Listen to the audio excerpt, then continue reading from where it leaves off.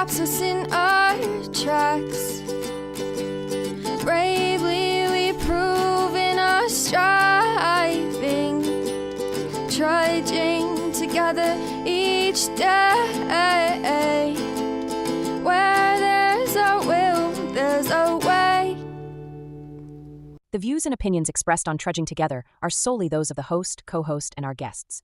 They do not necessarily reflect the views of any organization, fellowship, or other entity, and definitely not your boss, your neighbor, or that one guy in your home group. The content of this program is not intended to replace medical, psychological, or professional advice. If you're looking for that, please seek guidance from qualified professionals who spent way too many years in school. What you'll hear here is based on lived experience, recovery journeys, and the occasional bad coffee-fueled joke. Trudging Together is not affiliated with any 12-step fellowship. We are simply people sharing our stories and walking this path together, one day at a time. Thank you for joining us, and remember, recovery is serious business, but that doesn't mean we can't laugh along the way. Friday. It's Friday. Yeah. Freaky Friday. Freaky Friday. I can't think of anything else. Bored at leisure. Good to see you. I'm only partially stuffed up. You know how it is. You get better a little bit at a time. Yeah. This is how it is. Hey, wife's home from the hospital. That's all that really fucking matters to me. Because, yeah.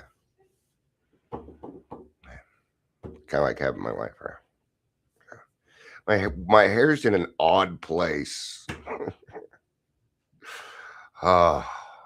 It's at that spot where I don't like it. See, like now I'm getting these wings. Like if I do this, see, it's actually fairly long. It's actually a couple of inches long already. Right? But I tamper it down with I'm a dapper man. If you name that movie, I'd be surprised. Actually, Leisure might get that one. Hi, Heather. I'm a dapper man. How's my hair? It's a great movie. I'm going to have to watch it soon again. All right. All right. So, yeah.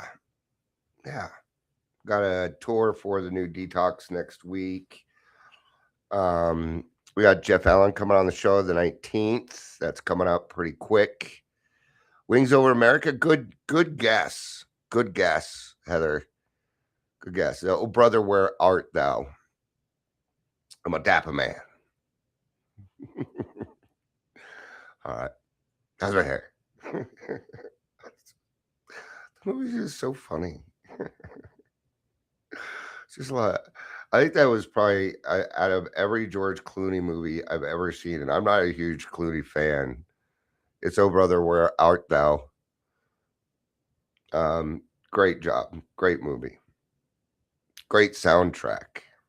Very good soundtrack. Very, very twangy. Very twangy soundtrack. I'm just repeating myself over and over again, aren't I? It's because I don't really know what I'm going to say next. All right.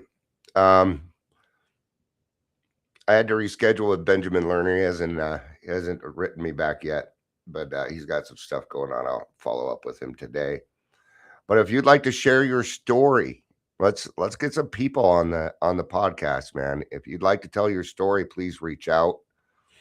We'll get you on the podcast. I know it can seem overwhelming. It can seem daunting, okay? But I will have your back. I will be there. I will help you out. And people don't mess with me. I don't know what it is. They try sometimes. They try. I got God on my side, man. I don't fear much. And somebody comes on and tries to talk crap about me, I'm going to turn you into a listener. Yeah. Because there ain't nothing you can say to me that I haven't said to myself. I can tell you that right now. Okay. Leisure says, oh, I only watched that once. George Clooney is on the flight log. Oh, is he? Is he? And we know what flight log we're talking about here. I did not know that. Leisure says, I repeat myself on Wednesdays a lot. Yeah. Leisure goes live on Wednesdays. You should check it out. Just go to YouTube, put in leisure, put in leisure, put in where people can find you. He's on Instagram. It's a leisure show, man. It covers various topics. It's more entertainment than it is anything else. Scott is like me, where we like to entertain while educating. Yeah, that's what we like to do. So, right, like cash. Knows cash is going away. Yeah, penny isn't even in service anymore. So, most major grocery stores do not carry pennies anymore. They're rounding up or rounding down. So much for the saying, count your pennies.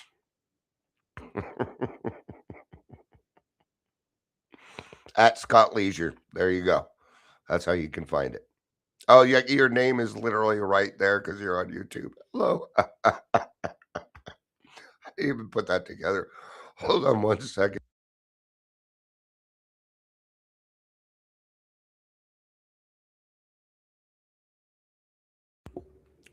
Still got that dry cough from this cold. So, hi, Amber. Good to see you. You all know what time it is. It's not just 11:46. It is time for Dion's Daily Funnies. I need to, what I need is some different kinds of segments. Oh man, now I'm going to start getting stuff from freaking, okay. All right. Exactly. Information with a what the fuck is. All you have to do is go to YouTube and put in at Scott Leisure and you will find him. So there we go. Now we know. And knowing is half the battle. I don't think Leisure's heard my new song yet. Leisure, have you heard the new song yet? All right. All right. Have you heard the new song yet? Maybe we'll play it again today. We'll see. I'm proud of it, so I've been playing it a lot. I created a band called Odd Duck Out, and they're an AI band. I'm going to give them names and stuff. All right, let's get started. Dion's Daily Funnies. Have you heard about the chocolate record player? Man, it sounds pretty sweet.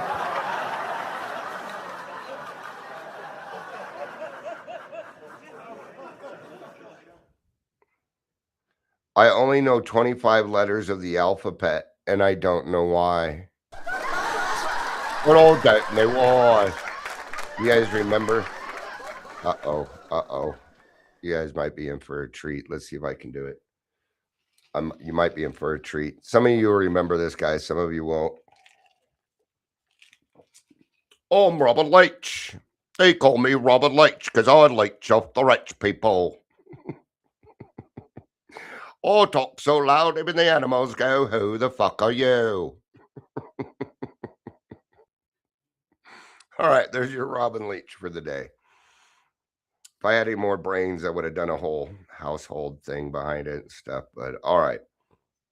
What did one wall say to the other? I'll meet you at the corner. I'll meet you at the corner.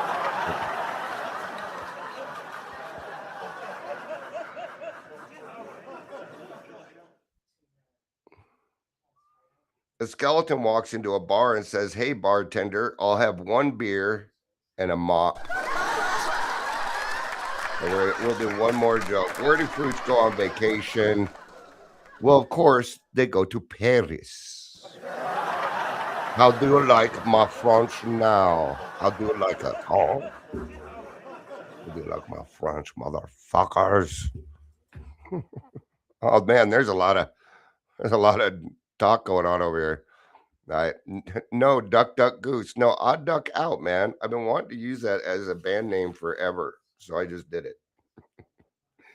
All right, we got to do some introductions here. Welcome to Daily Trudge. My name's Dion. I am your host. Yeah, if you're here, please say hello, whether you're watching live or the rewatch. All right. So we're going to start on page 20. And what we're actually talking about here is the 21-page drunk. But if I put that in there, ChatGPT would be like, "What are you talking about?" Actually, it wouldn't. It would know because I have ChatGPT reference the big book a lot. It knows the big book. All right. It's a good tool, but you got to teach it your stuff. Right. And it stopped being so codependent. It was being very codependent. It was being so codependent. It was messing things up. It's like, it's not your fault. It's not your fault. I'm like, I know it's not, but it was. Turned out it was my monitor.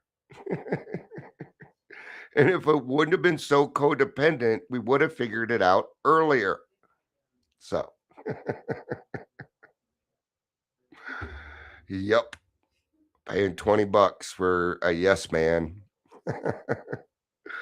All right. So we're going to start on page 20. You may already be asking yourself why it is that all of us became so very ill from drinking. Doubtless you are curious to discover how and why, in the face of expert opinion to the contrary, we have recovered from a hopeless condition of mind and body. Yeah, there it is.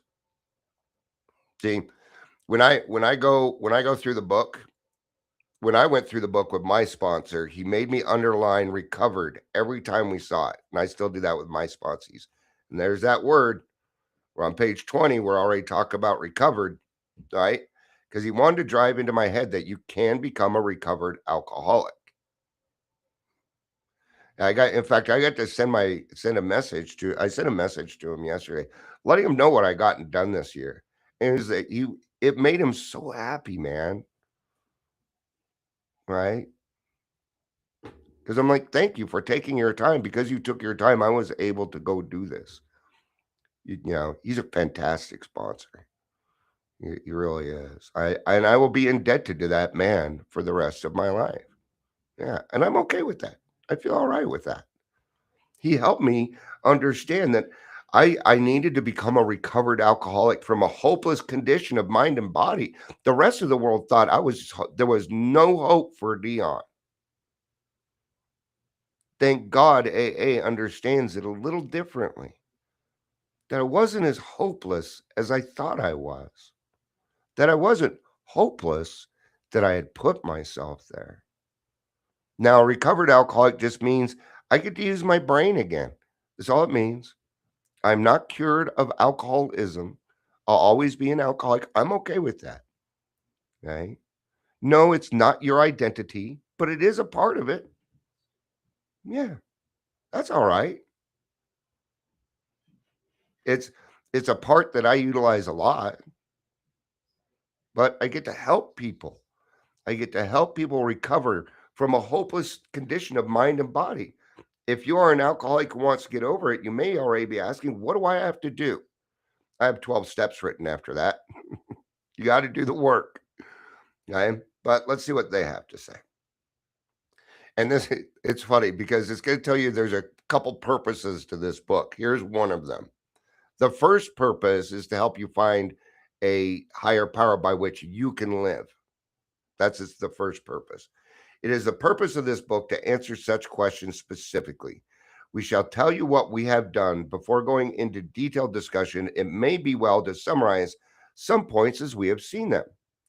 How many times people have said to us, I can take it or leave it alone. Why can't he? Why don't you drink like a gentleman or quit? That fellow can't handle his liquor. Why don't you try beer? Why don't you try beer and wine? Lay off the hard stuff. His willpower must be weak. He could stop if he wanted to. She's such a sweet girl, I should think he'd stop for her. The doctor told him that if he ever drank again, it would kill him. But there he is, all lit up again. Now, there's all these kind of, nicey ones to us, like he could stop if he wanted. And then it gets dark quick, doesn't it?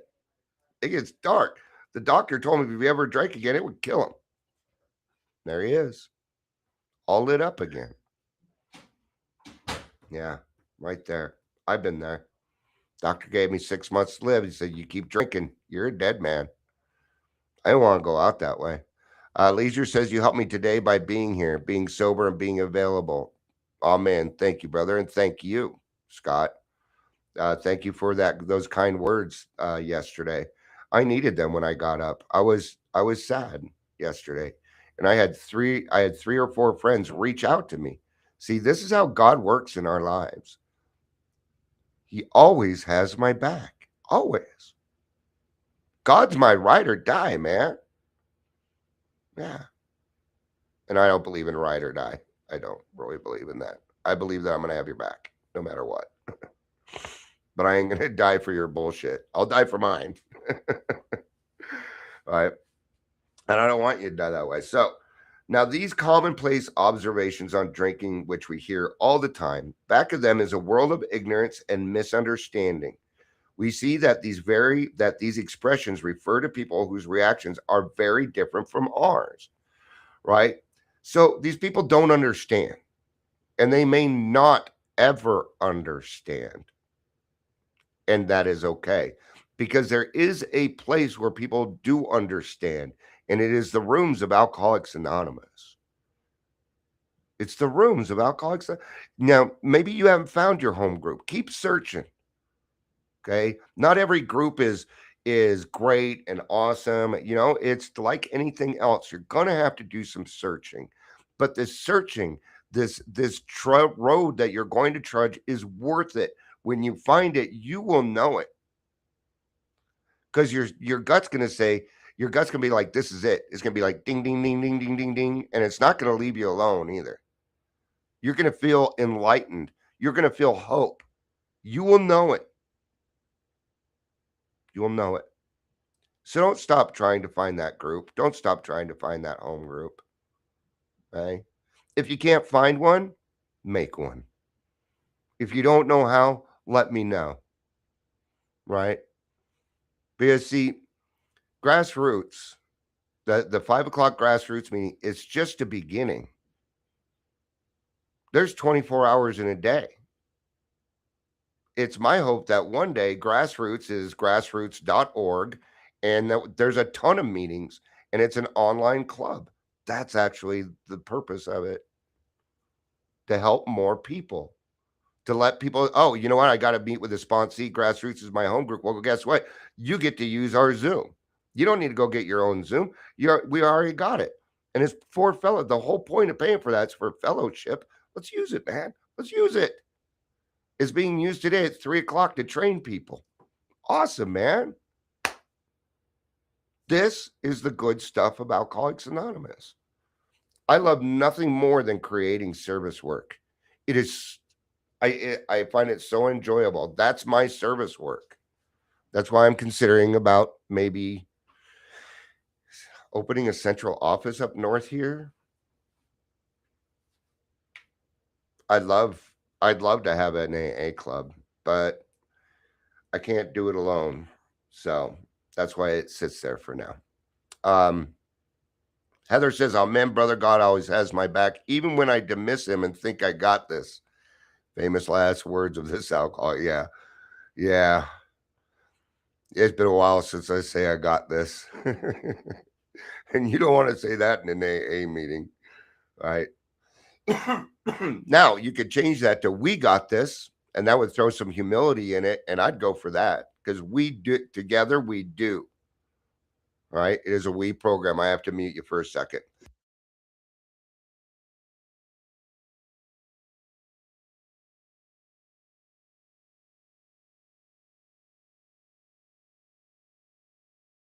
All right. Thank you. Moderate drinkers have little trouble in giving up liquor entirely if they have good reason for it. They can take it or leave it alone. Now, when I was 18 and I quit drinking because I was living on Skid Row and went into a program called the Phoenix Concept, I had little trouble giving up liquor. I did. I didn't have any hangovers. I didn't have any withdrawals. At this point, I still wasn't a moderate drinker. I was an alcoholic. At the age of 45, actually at the age of 43, because I quit drinking at 45, it would take me 2 years. It'd take me a few years to get off the hooch. it was an entirely different story, right? That is the progression of the disease. The longer you drink, the harder it's going to be. See, I had this fallacy. Well, I did it before. I'm gonna be able to do it again. And I even knew better. I had this knowledge, but the alcoholic brain overrides everything. It just overrides it. That's why I can't take the first drink, because if I do, I revert back immediately, and I have no choice. I will have no choice after that. Then we have a certain type of hard drinker. He may have the habit badly enough to gradually impair him physically and mentally. It may cause him to die a few years before his time. If a sufficiently strong enough reason, ill health, falling in love, change of environment, or warning from a doctor becomes operative, this man can also stop or moderate, although he may find it difficult and troublesome and may even need medical attention. Now, let's remember what Alcoholics Anonymous does. We help other people get sober and reclaim their lives. Some of these people may be moderate drinkers. I married a moderate drinker. I met her in AA. She wasn't an alcoholic. She got a DUI, got in trouble, right? But she completed what she needed to, but she still followed through, did the steps, got a sponsor, okay? But she's not an alcoholic. Now today, she's a moderate drinker. She doesn't, yeah, okay? But that was not me. That's not you. Okay? One of the very few instances that I've seen. There are more normies in AA than you think there are. Because our way works for a lot of people. Yeah. And if it's an open meeting, they're allowed to be there. They're not allowed to put in the basket, but yeah. Who at this point, who cares, right? So this person too can stop or moderate. But what about the real alcoholic? He may start off as a moderate drinker. He may or may not become a continuous hard drinker. And here's the key part. This is the key part right here. But at some stage of his drinking career, he begins to lose all control of his liquor consumption once he starts to drink. There it is. Now, when I was 17, 18, right, and I got sober, that once I started to drink, I couldn't stop. That made me a real alcoholic. All right. Now we're going to get to page 21. Okay. Leisure says, I can't understand moderate drinking. I can't either. I can't fathom a drink. In fact, having one drink or less sounds very frustrating. It does. So no, thank you. Right? Sorry about that. All right. So now we're going to go through this, and it's going to be a long read. I'm not going to stop for anything. Okay? But if you are a newer person and you're trying to figure out whether or not you are an alcoholic or not, okay? Even if you're not, look for yourself, listen for yourself in this. You will find yourself somewhere in there if you are an alcoholic, or most of it. There's one, it's the very first part. Everybody does the first part. Maybe I will do a little bit of talking on it. So here's a fellow who has been puzzling you, especially in his lack of control. He does absurd, incredible, tragic things while drinking. He is a real Dr. Jekyll and Mr. Hyde. That one right there seems to get almost everybody. They're like, yeah, I turn into an entirely different person. What? Yeah, right off the bat. He is a real Dr. Jekyll. He is seldom mildly intoxicated. He is always more or less insanely drunk. His disposition while drinking resembles his normal nature but little. He may be one of the finest fellows in the world, yet let him drink for a day, and he frequently becomes disgustingly and even dangerously antisocial. Now, I'm going to use me as an example. I'm a pretty kind guy. You see me as a kind guy, right? Like right here. He may be one of the finest fellows in the world. I'm a pretty cool dude. I try and be friendly and do things, and even when I go to the store, Yeah. Yesterday, somebody was putting his groceries in. He was done. Oh, that was the other day. But, oh, yesterday, there was just a cart hanging out in the middle of the parking lot. So I grabbed it. Okay. I try and make people's days better when I'm walking around doing things. Hey, how you doing? Happy New Year. Some guy walking by. Happy New Year, brother. I hope you're having a good day. Not kidding. I do it all the time. I might be weird, but let me drink for a day and I will burn down that Walmart. Yeah, I'll burn the fucker down and I'll laugh doing it. I become an entirely different person, a person I don't want to become. Yeah. Leisure says if I had one drink, I probably didn't have any money for more. Yeah. Heather says I'm definitely a Jekyll and Hyde drunk. That remind the what Leisure said there. So Texas Hold'em was big for a while. I don't know if everybody remember. And all the bars were doing Texas Hold'em, and I entered this one, right? And I'm glad I won because they paid your bar tab, and I didn't have any money. But what I did is I acted like I was just so drunk, and everybody bought it. I'm good at cards anyway. And I kicked everybody's ass, man. I got lucky. God was covering my tab that night. All right, let's get back to this. He has a positive genius for getting tight at exactly the wrong moment, particularly when some important decision must be made or engagement kept.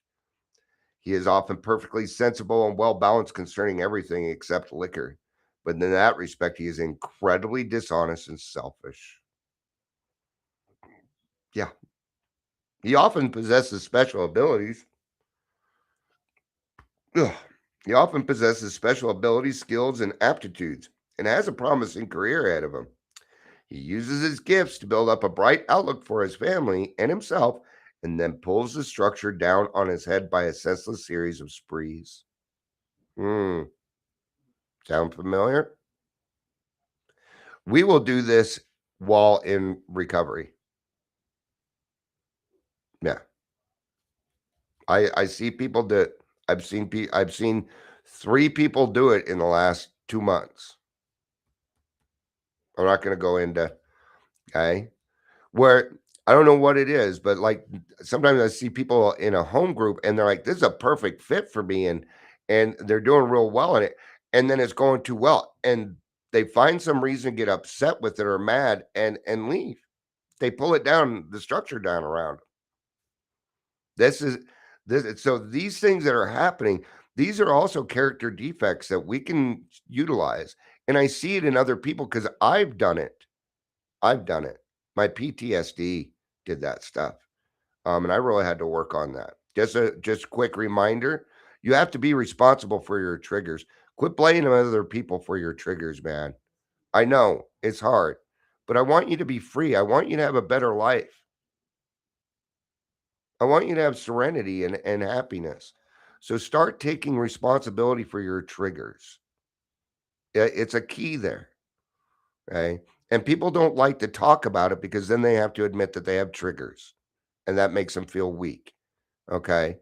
Now, you are not weak. That's not weakness, especially if you take responsibility for them. Then you will find a courage. See? Now, the thing is you can't make fun of me because I make fun of me first. I admit my mistakes. So there's nothing to hold over me. You could even go back into my past. Well, Dion, you did this. Oh, yeah, I sure did. All right. Heather says a sober me never stands on my porch yelling at others. Yeah. I've done that actually sober. You know what? Wouldn't say I was sober. It was a PTSD anxiety thing. But yes, Heather, I would agree with you that if a broad stroke there, yeah. Or the places that I had free till you pee. Oh man. All right. He uses it to build up his family. He is the fellow who goes to bed so intoxicated He ought to sleep the clock around, yet early the next morning he searches madly for the bottle he misplaced the night before. This is where alcoholics are different. We process alcohol differently than other people, right? If he can afford it, he may have liquor concealed all over his home to be certain no one gets his entire supply away from him to throw down the waste pipe. As matters grow worse, he begins to use a combination of high powered sedative and liquor to quiet his nerves so he can go to work. Now, that isn't why I utilize them. If I got a prescription and it said, do not drink on it, I got excited because I thought I was going to find a new level of an adventure. And for the first time, I did. First time I mixed oxy and alcohol, yes, I had a new adventure. But I seem to have this fallacy to think I can repeat these things. What I didn't do is just enjoy the moment and let it be the moment. No, I had to go further for some reason. Right? So this is very dangerous because now you're going to be hooked on pills too. Then comes the day when he simply can't make it and gets drunk all over again. Perhaps he goes to a doctor who gives him morphine or some sedative with which to taper off. Yeah, taper off. Okay. Now, back in the old days, they would probably send you home with this. Now, you ain't going home with morphine. I can tell you that. You ain't gonna go to the emergency room and they're gonna send you home, you alcoholic. They're not gonna send you home with Ativan, lorazepam. Okay, not gonna happen. Might get away with it. They might give you like 2 or 3.5s, but that's not enough to do anything. All right. Heather says a new level of adventure. Damn, that does it home. Yeah, see, we alcoholics think alike. We may say it a little differently. All right. Just like every person here picked an age they were going to die. Hey, you did. That's alcoholic thinking. Then he begins to appear at hospitals and sanitariums. Look at all this. Then he appears at hospitals and sanitariums. That's when what are they saying? This is when it gets really bad. This by no means is a comprehensive picture of a true alcoholic as their behavior patterns vary. But this description should identify him roughly. Yeah. Right. I was able to see myself in a little bit of that. And every one of those things is an indicator to alcoholism. Right. Ugh. Heather said the one who stole PDR at 15 to learn pharmacology. What's a PDR? Fill me in on that. But I do understand the joke. But what is PDR? Fill me in on that one. Oh, my stomach is suddenly not liking me. Why does he behave like this? If hundreds of experience have shown that one drink means another debacle with all its attendant suffering and humiliation, why does he take that one drink? Why can't he stay on the water wagon? What has become of common sense and willpower that he still sometimes displays with respect to other matters? I don't know. I do not have an answer to that, and neither do they. All right. But we can get close. So let's talk about it a little bit. Perhaps we will never be able to fully, and well, perhaps there will, perhaps, perhaps there never will be a full answer to these questions. Opinions vary considerably as to why the alcoholic reacts differently from normal people. We are not certain, we are not sure why. Once a certain point is reached, little can be done for him. We cannot answer this riddle. And we still haven't answered it. Now, why would we need to answer it? Do we really need to answer why when we have a solution? Now, the only reason that we would need to know why is so that we could prevent it. But unless they're going to change your actual DNA, that can't happen. It won't happen. It is impossible. With everything that we have going on, they have not come out with a cure for alcoholism.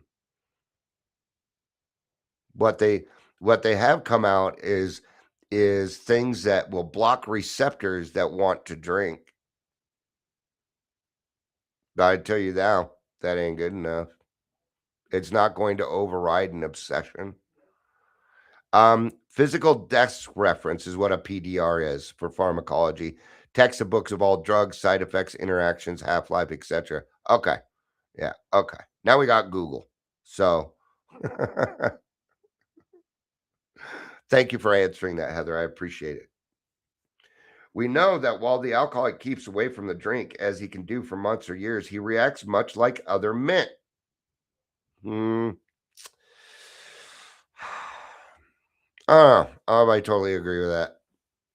Very drunk, man.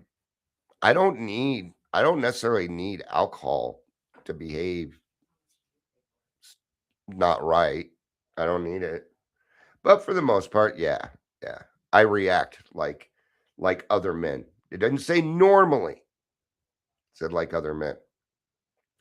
We're equally positive that once he takes alcohol, any alcohol, whatever, into his system, any alcohol whatsoever into his system, there's a lot of people, there's a cold going around. There's a cold going around. Stay away from the NyQuil. You do not get to have NyQuil. Right? No alcohol. Be very careful. Read the ingredients, man. Okay. Now you're lucky because nowadays they've come up with adult stuff that has no alcohol in it. Okay. When I got sober the first time, we had to take children's cold medicine because all the other stuff had alcohol in it. All the adult stuff had alcohol in it. Robitussin. Oh man, Robitussin. Tussing that shit up, man. Right. Leisure says, but Dion, I saw this advertisement that can help me stop drinking. Yeah. So, yeah, just a reminder that there's a lot of stuff, a lot of cold medicines and stuff with, especially the nighttime. Okay. So, sorry, you can take the Dayquil, but you cannot have the NyQuil. Dayquil doesn't have any alcohol in it. All right. So, something, alcohol, whatever, into his system, something happens both in the bodily and mental sense, which makes it virtually impossible for him to stop. This experience, the experience of any alcoholic will abundantly confirm this. All right, we're gonna do a couple more paragraphs here. I'm just on a good roll, and I'm feeling better today. So this one might be my regular, close to 45 minutes. Uh, hey Michelle, good to see you. Good to see you. I'm so glad you're having so much fun. I am. All right. These observations would be academic and pointless if our friend never took the first drink, thereby setting the terrible cycle in motion. Therefore, the main problem of the alcoholic centers in his mind rather than in his body. Now, how are you going to cure it? You know, where we now see we've known that, and when we so what did they do back in the 20s and 30s with people where it was a mind problem? You ever hear of a frontal lobotomy? That used to be the cure for alcoholism. You want a frontal lobotomy? We can go back to that if you want. It's about the only other way out. Or you could accept God. It's the other option. Shock therapy. Yeah. Mm, all right. Okay. If it's all right. Do you want brain surgery to fix your alcohol? Are you willing to have brain surgery so that you can drink or alcohol like a normal person? See, you can't even comprehend it. You cannot bring it into your mind what normal drinking is. You don't understand it. You're going to be naive with do it for the rest of your life. Okay, that's all right. Non-alcoholics will be naive for the rest of their lives, what we go through, right? So it works out, evens out. If you ask him why he started on that last bander, chances are, well, he will offer you any one of 100 alibis. Sometimes, yeah, sometimes these excuses have a certain plausibility, but none of them really make sense in the light of the havoc an alcoholic's drinking bout creates. Yeah, it doesn't always match. They sound like the philosophy of a man who, having a headache, beats himself on the head with a hammer so he can't feel the ache. If you draw this fallacious reasoning to the attention of an alcoholic, he will laugh it off or become irritable and refuse to talk.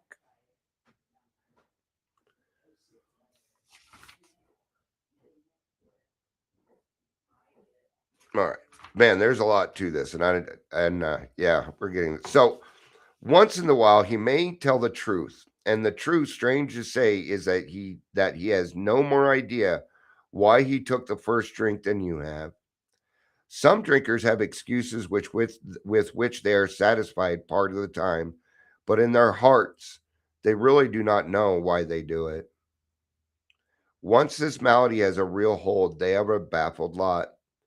There is the obsession that somehow, someday, they will beat the game, but they often suspect they are down for the count.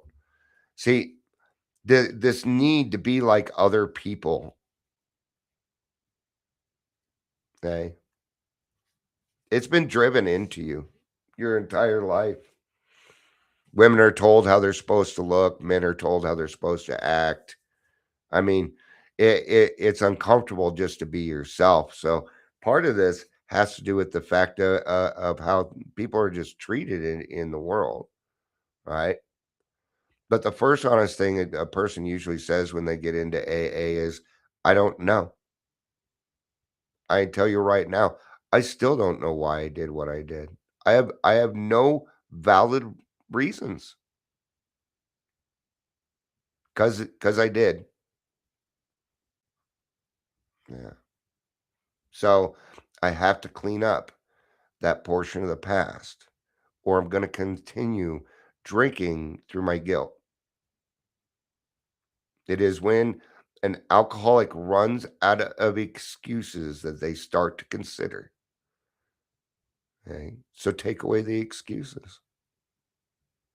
A lot of enabling going on out there.